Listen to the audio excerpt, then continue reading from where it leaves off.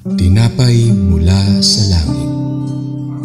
A daily morning devotion with CRC Family.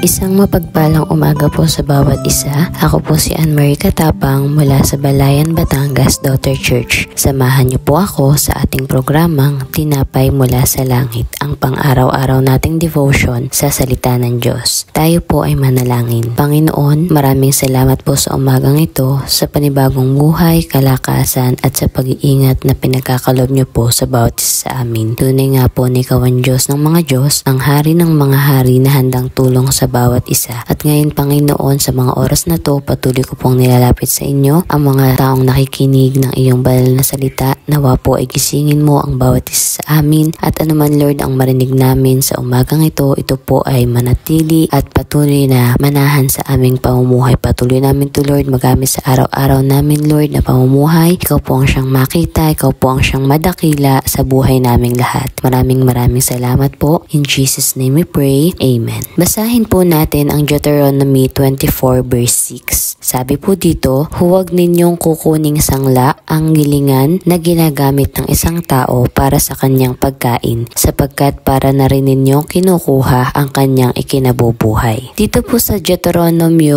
24 verse 6 ay binibigyang diin ang kahalagahan ng pagprotekta sa mga dukha sa pamamagitan ng pagbabawal sa pagkuha ng isang may pautang ng mga gilingang bato bilang kolateral para sa isang utang. Mahalagang nagsasaad na ang isang tao ay hindi dapat mag-alis ng paraan ng kabuhayan ng isang tao. Ito ay nagpapahiwatig na ang mga pangunahing pangangailangan para sa kaligtasan ay dapat palaging unahin kaysa sa pagbabayad ng utang. Even when lending money, it's a call to practice economic justice and not exploit those in need. Sa atin pong verse sa araw na ito, meron po tayong mga ilang key points na kailangang pagtuunan ng pansin. First is protecting the vulnerable. Napakahalaga ng gilingang bato para sa paggiling ng butil upang makagawa ng tinapay. Kaya ang pagkuha nito bilang collateral ay isang mahalagang mag-iiwan sa isang pamilya